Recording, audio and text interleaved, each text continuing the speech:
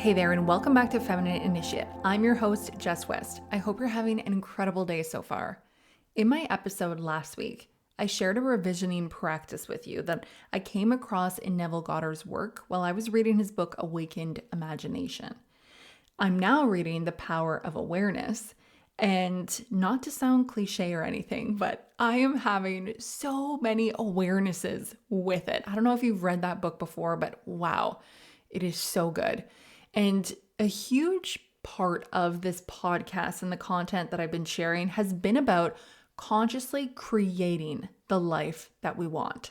And I've been bouncing around with my terminology, using words like manifesting the life you want or creating the life you want, because I wanted to bring this idea and make it so much more accessible and digestible to anyone who might be feeling hesitant to using the word manifesting. Because when I first got into the world of personal development, I was adverse to the word manifesting. I kind of thought it's just like this woo-woo term that is just kind of like, I don't know. I felt like almost like air fluff. Like I couldn't really grab it and know exactly what it means. And so that's why I wanted to use the word creating, because I used to see it that it's very much the same. You're either manifesting or you're creating. You can use them interchangeably. But while I was reading this book, The Power of Awareness, I now see that it's not creating. Actually, that's not an appropriate word. Instead, I see that we are curating our life.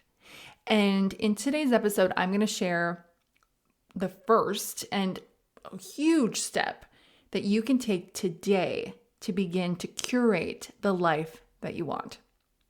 As a side note, I had this book now, The Power of Awareness, for 3 years. A beautiful friend of mine bought it for me, and I started reading it as soon as I got it in the mail. But then I fell off. Within a few chapters, I kind of just closed the book and got caught up with other things. I picked up this book last month, and I'm totally loving it. And I'm having so many perspective shifts, and things are really clicking. And I just think it's so incredible how we literally have all of the tools here for us right here. And I'm going to share a little more about that in a second, but they're all here. We're just not seeing them. As the common saying goes, when the student is ready, the teacher will appear in whatever form. It could be like an actual person, or it could be a book or a movie or whatever it is, a podcast episode. We just have to trust that our timing is always perfect. All right, so let me read you a sentence from this book that completely changed it for me and made things really click. This sentence that I'm reading you is the last chapter. It's the last sentence in the chapter on free will. And it reads, "You can create nothing, but your assumption determines what portion of creation you will experience." And as I read that sentence, Bob Proctor's voice immediately came into my head when he used to say, "Nothing is created or destroyed. Everything already exists in the here and now in one form or another." And that may not be an exact quote, but it's my interpretation of it. And I first learned who invented the airplane from Bob when he said, "The way to fly airplanes has always been here. We just needed to learn how." And the Wright brothers brought that idea into physical form. Again, it's not a direct quote, but the principle is there. The idea was always there. We just have to bring it into this manifested physical reality. We need to curate it. My belief is that consciousness is complete. My belief is that there is one universal consciousness and that we are all individual expressions of that one consciousness. And if it's all one, everything exists within the one, everything is already complete, if not in one form or another, nothing is created or destroyed, then that has to mean that our dreams, our biggest dreams, the results that we would love to have, the life that we would love to live, if we can imagine ourselves there, it's already done. It already exists at a certain level of consciousness or frequency, but it's already there. So we actually don't have to create it. It's already created. We just have to curate our life experience to that result. We just want to pick and choose and pull from our physical experience what is congruent, what is truth to that frequency that we want to get on, that end result. We need to get onto that same level of consciousness. And so if life is all one consciousness and we're all operating at different frequencies, so we can look at life as a giant radio. And you may have already heard this analogy before. So if our life is like a giant radio, and let's say that we are tuning into the rock music station, but we want country. And so on a radio, all we need to do is change the dial to the country station, and then we will be listening to country. We're just changing the frequency of the channel. But let's say that while we're changing the dial, we end up hopping on channels that have no music. It's just like that white static noise. Well, on that channel, it doesn't mean that there's no music there anywhere. All we have to do is just keep tuning the dial, and eventually we're going to reach that country music station. And so there isn't a point anywhere that we get to that says that that other channel no longer exists. Like, it's all there for you. Sometimes you can feel like you're in this void, but you're not. It's just this certain frequency that we're on. And so this was a huge kind of revelation for me. The results we want are already here. Any result we want. We're not limited. If we can imagine it, if we can see it in our minds, it's already an aspect inside that universal consciousness. It's complete and it's there for the taking. And so how can we curate it into our current experience? This is what I wanted to get into. One way, and this is something that you can start doing right now immediately, is by picking, pulling, choosing, selecting the things in our physical reality that match our desired reality. We are literally made to do this. The human body has been made to manifest, to reach higher levels of consciousness. There's a network of neurons at the base of our brain in the brainstem called the Reticular Activating System, or RAS for short. And it's responsible for filtering the sensory information in our external world. So what we hear, see, smell, taste, and feel. And it presents to our conscious mind only those things that are aligned and important to us. So it acts like a gatekeeper between our conscious mind and our subconscious mind. Our subconscious mind can process up to 11 million bits of information per second. This, of course, includes bodily functions like our heart rate, our breathing, blinking. I mean, as I'm sharing this right now, I'm like moving my hands. So my subconscious is taking care of that. I don't have to consciously think about doing all of these things. If we did, it would be like information overload. And so our subconscious takes care of all of that, but it's also picking up and processing like what is happening all around us. Our conscious mind, on the other hand, can only process up to 40 bits of information per second. So we're going from 11 million that's available to us to 40. And this explains a lot why subliminals are so powerful. Our subconscious mind can literally pick up an image that's flashing on our screen so quickly that we can't see it. Our conscious mind doesn't pick it up, but our subconscious mind is picking it up. They used to do that in the movie theaters. Like at a break time, they used to slide through a photo of popcorn. So without actually being aware of it, a lot of people would just go and buy more popcorn because their subconscious mind would pick it up. And then they'd start thinking, popcorn sounds really good right now. I'm due for a refill. And then they would go and buy more popcorn. And also why audio subliminals are so powerful, because when the words said and the affirmations said are at such a low volume that our conscious mind can't pick it up, but our subconscious mind can still hear it. I think it's something like our subconscious mind can hear like 40 to 60 decimals below what our conscious mind can actually pick up. And so all of that is just going right into our subconscious mind, which is then controlling 95% of our life. Anyways, that's an aside. It's just so interesting. And if you are looking for subliminal audios that support you, I do have some available on my YouTube channel that you can go check out. But all of this to say that our subconscious mind picks up so much more information than our conscious mind can pick up. And the dictator between what our conscious mind picks up is what is held on our RAS.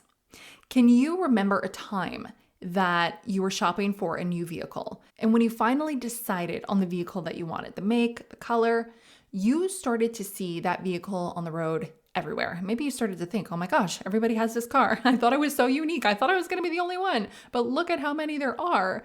It wasn't that nobody drove that vehicle prior to you buying that vehicle, but it's that prior to that moment, your brain didn't know that it was important to you. So your RAS prioritized other things for you to see while you were out on the road than that vehicle. But as soon as you told your brain that, yes, this vehicle is important to me, this vehicle, I see myself driving this, I want to drive this one, then you started to see it everywhere. Your brain will never make you a liar. Whatever you choose to focus on is what your RAS will work towards curating from your experience.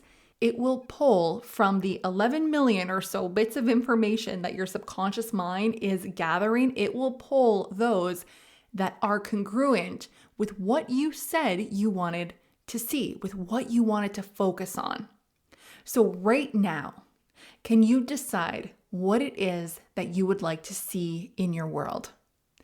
I have a frame in my house, and there's a quote on it from Abraham Hicks that says, "Today, it is my dominant intent to see only those things that I want to see." So what is it that you would like to see? If you take a moment to imagine what it is that you desire, the result you want, and tune in to what you would see, hear, and feel in that moment. You can also tune in to what you taste and smell, but that's a little harder. So focus primarily on what you see, hear, and feel. And your RAS will get to work to curating those things in your environment.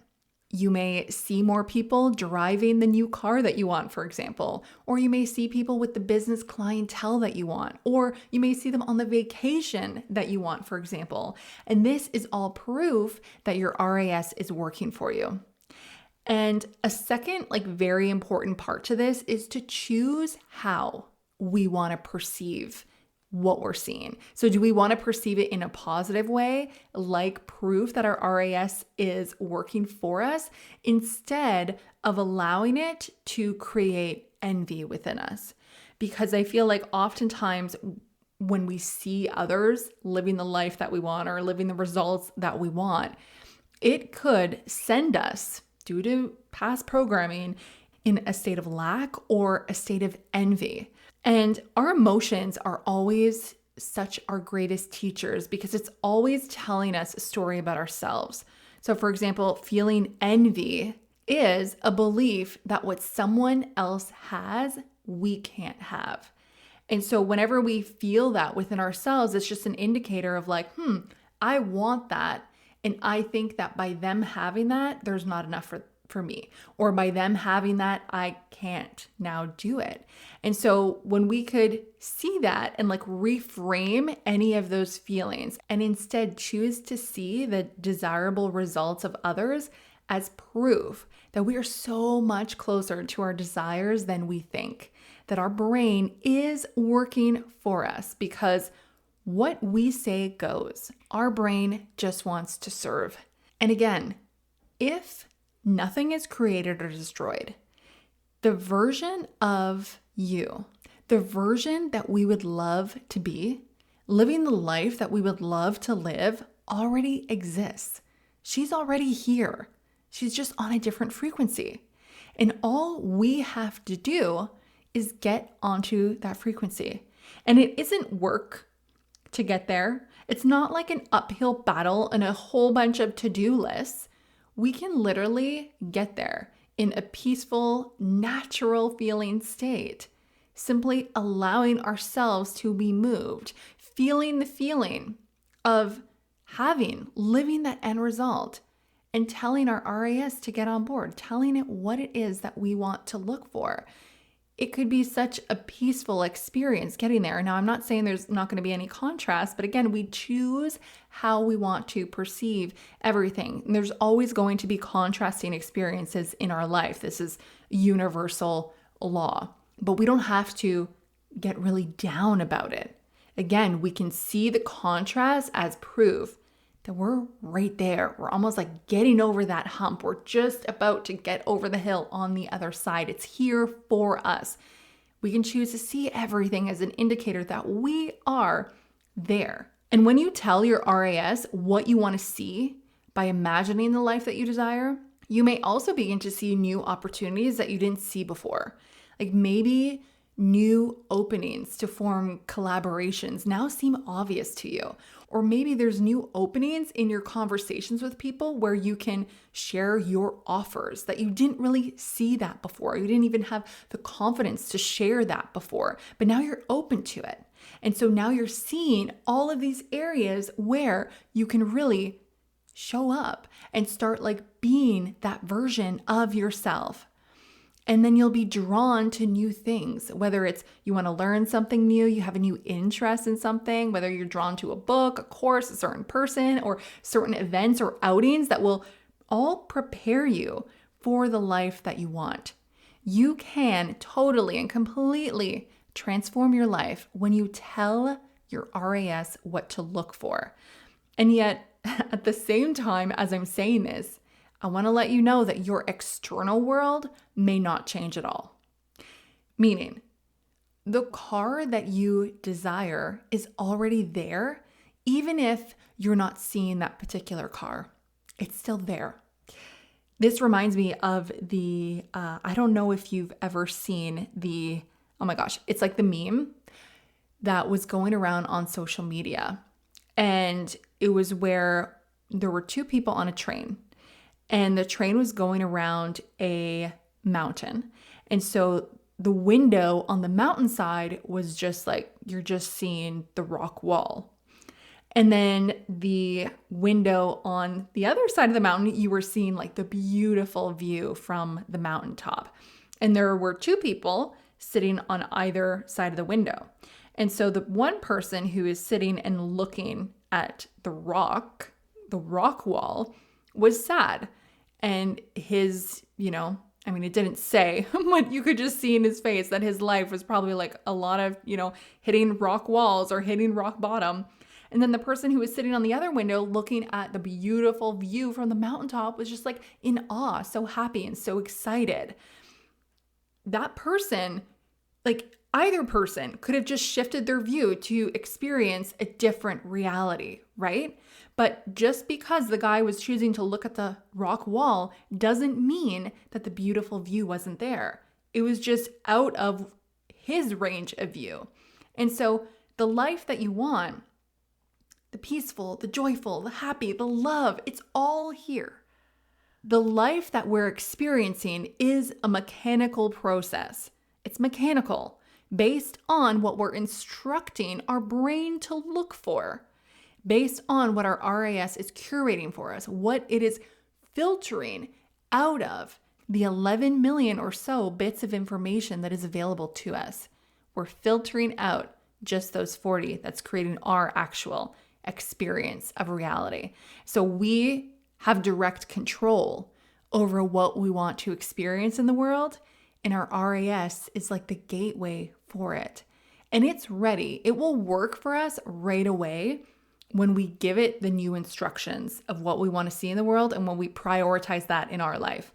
And so if today you will allow yourself to imagine your desired result fulfilled and make it an important priority in your life, like energetically speaking, assume that feeling that you have achieved it. Everything is fulfilled. You will begin seeing and hearing, and maybe smelling, tasting, and touching if you've included that in your vision. You will see that in your life. And this is proof that your desires are on its way to you, that you are elevating in your frequency. You are curating your experience to match your desired life. You may begin to experience this right away. Literally right away, soon after you apply this technique and you do this visualization and you tell your RAS what it is that you want to see. You can even say it out loud, like, this is what I'm choosing to see. If it doesn't happen today, it may take a few days, but if you will focus your thoughts on the results that you want every day, honestly, within 3 days, you'll begin seeing proof of that in your world. It happens that fast, right away. And I'm so excited for you to try it. And if you do, I would love to hear your experience with it. If you're tuning into this episode on Spotify or YouTube, please go ahead and leave me a comment to let me know about it. And if you are listening to another podcast platform, then let's connect on Instagram. If we're not already connected, you can find me at Jessica L.M. West. I've also linked it in the show notes below. So I hope this resonated with you today, and I hope it empowers you to begin curating the life that you want. It can truly happen so much sooner than you think because it's all here. It's all accessible to us. And when we get our mind, get our brain, get our actual physicality, our body on board, we were made to manifest. This is in the very fabric of our being. We will experience those results. And it's so exciting, honestly. And I'm so excited for you. And if you know of someone else who can benefit from this episode, then please share it with them. That would mean the world to me. And thank you so much for spending some of your precious time here with me today. I hope you have a fantastic week. And until next time, be empowered. Thanks for joining me. If you enjoyed this conversation, don't forget to hit subscribe so that you never miss an episode, and I'll see you next time.